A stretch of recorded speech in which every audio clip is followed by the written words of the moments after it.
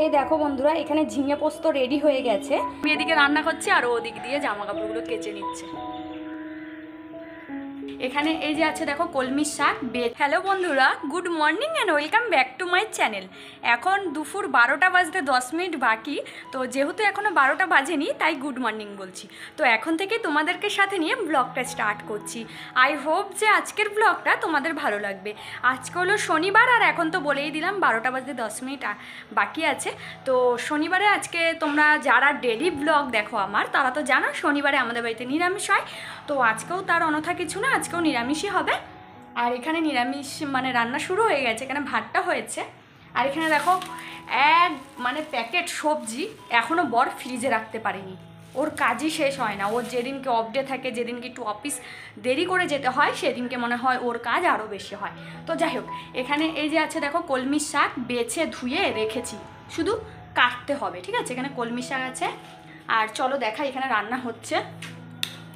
এই যে এখানে রান্না হচ্ছে, এখানে সোয়াবিন করব। ছোট ছোট সোয়াবিন এনেছে বর। এখানে সোয়াবিনেরই মশলা রেডি আছে। এখানে সোয়াবিনের জন্য আলু আছে। আর এখানে হচ্ছে ঝিঙে পোস্ত। চলো একবার ব্যাক ক্যামেরায় দেখিয়ে দিই। এখানে দেখো ঝিঙে পোস্ত। ঝিঙে পোস্তর কালারটা কিন্তু খুব সুন্দর এসছে, কিন্তু ক্যামেরায় না ঠিকঠাক দেখাচ্ছে না। ক্যামেরায় কেন জানি না, একটু খারাপই লাগছে। তো এমনি কিন্তু ঝিঙার কালারটা, ঝিঙে পোস্ত যে করেছি খুব সুন্দর কালার এসছে। দেখো এখনও আরেকটু হবে, আরেকটু শুকাবো। এখানে কিন্তু ঝিঙেগুলো একদম অলরেডি মনে হয় পুরো গলে গেছে।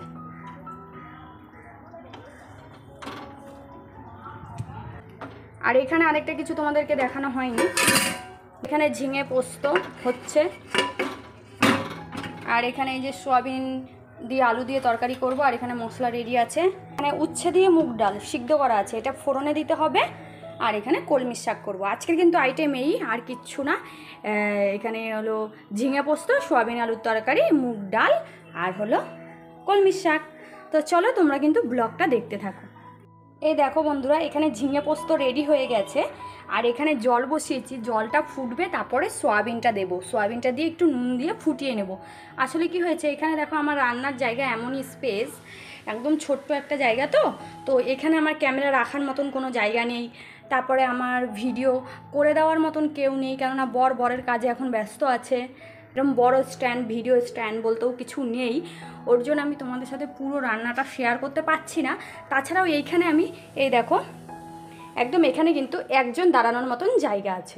আমি রোগা পাতলা বলে আমার হয়ে যায়, যদি মোটা হতো এখানে কিন্তু হতো না। আমার বর কী অনুযায়ী এই কিচেনটা করেছে আমি জানি না। যদি আমার বর একটা মোটা মেয়েকে বিয়ে করতো তাহলে কিন্তু সে এখানে জায়গাটা পেতো না। যদিও আমাদের নিচের ঘরে বড় রান্নাঘর আছে, ওটা এখন আমরা পরে ইউজ করব ভবিষ্যতে।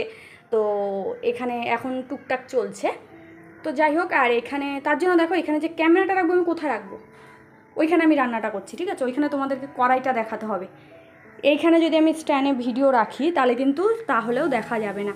আর এইখানে এই পাশেই যদি রেখে করি, খুব রিস্ক, কড়াইয়ে পড়ে যেতে পারে ফোনটা, তারপর আমার সব যাবে। তার জন্য আমার কোনো রকমভাবে ভিডিওটা এখানে করা সম্ভব হচ্ছে না।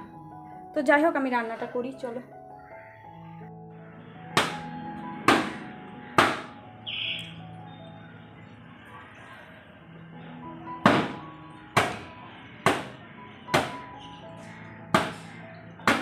ওই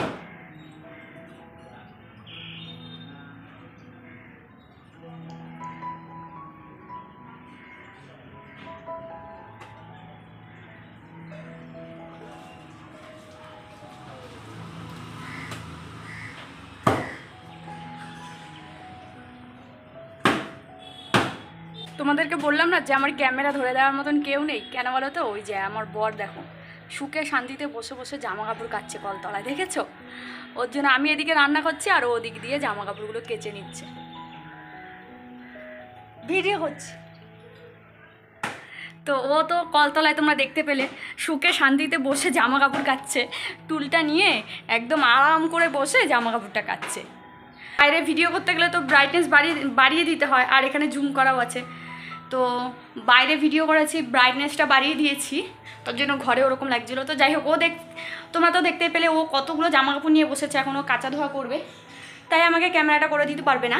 আর আমি এখানে রান্নাটা করছি ওর জন্য। দেখো এখানে সোয়াবিনটাও জলে নুন দিয়ে এই যে ফুটাতে দিয়ে দিয়েছি। ছোট ছোট সোয়াবিনও দেখো ফুলে বড় হয়ে গেছে। আমার বরের এই ছোট ছোট সোয়াবিনগুলোই খেতে ভালো লাগে, আমারও ভালো লাগে। আমার সোয়াবিনই ভালো লাগে, মানে আগে সোয়াবিন আরও বেশি ভালো লাগতো, এখনও ভালো লাগে।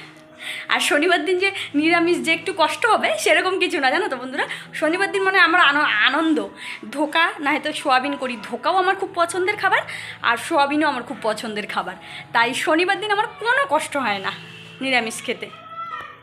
দেখো এখানে শাক কুচোচ্ছি, এখানে শাক কুচাচ্ছি, আর এখানে দেখো এই যে ডাল কিন্তু সোমবার দেওয়া হয়ে গেছে, দেখেছো? এই যে উচ্ছের ডাল করেছি, এই দেখো উচ্ছের ডালটা না, মুগ ডাল দিয়ে উচ্ছে আমার হেভি লাগে। তো এখানে উচ্ছের ডাল হয়ে গেল কমপ্লিট। আর এখানে শাক কুচানো চলছে, এখনও হাফ বাকি আছে। এক হাতে করছি তো, এখানে ডালটা ফোড়ন দিয়ে যত সময় ফুটতে ছিল তত সময় এতটা শাক কুচিয়েছি। আবার ডালটা নামাবো, কড়াইটা আবার যে গরম হবে তত সময় আর বাদ বাকি শাকটা কুচিয়ে ফেলতে হবে। আর রান্নার ফাঁকে ফাঁকে তোমাদের সাথে একটু শেয়ারও করে নিচ্ছি। হ্যাঁ, মাটি লাগতো, নিচে দিয়েছো একটু মাটি। আমার বর জানো তো জামা কাপড় কেচে ধুয়ে ছাদে নেড়ে দিয়েছে, তারপরে এই তুলসী গাছটাকে ওই টবের থেকে এই টবে ট্রান্সফার করলো। ওই টবটা না ভেঙে গেছে, আর এই টবটা আজকেই কিনেছিল। দেখো কত সুন্দর লাগছে, তুলসী গাছটা কত সুন্দর বড় হয়ে গেছে, জানালার পাশে থাকবে, রোদ পাবে, আর আমি রোজ স্নান করে জল দিতে পারবো। তার জন্য তুলসী গাছটা কিন্তু খুব সুন্দর এখানে রেখে দেওয়া হয়েছে। রোজ স্নান করে জল তো দিতে পারবোই, তারপর সন্ধ্যাবেলা না ধূপকাঠিও দেখাতে পারবো। হিন্দু বাড়িতে তো তুলসী গাছ তলায় ধূপকাঠি না দেখাতে পারলে হয়। দেখো আমার বরের জানো তো এনার্জি ড্রিঙ্ক হলো চা, তাই বর এখন জামা কাপড় কেচে ফ্যান চালিয়ে বসে পড়েছে। আমাকে বললো চা দাও, তারপর আমি স্নান করতে যাবো।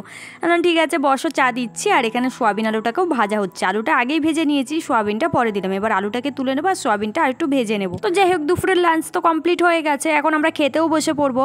আর ব্লগটা তোমাদের কেমন লাগলো তোমরা কিন্তু কমেন্ট সেকশানে জানাবে। তোমাদের কমেন্টসের আশায় কিন্তু আমি বসে থাকি, আর একটা কমেন্টস আমাকে পরবর্তী ভিডিওর জন্য অনেক মোটিভেট করে। তোমরা সকলে ভালো থেকো, সুস্থ থেকো, সাবধানে থেকো। এই ব্লগটা যদি ভালো লাগে একটা লাইক, কমেন্টস আর শেয়ার করতে ভুলো না। দেখা হচ্ছে খুব শীঘ্রই পরের ব্লগে।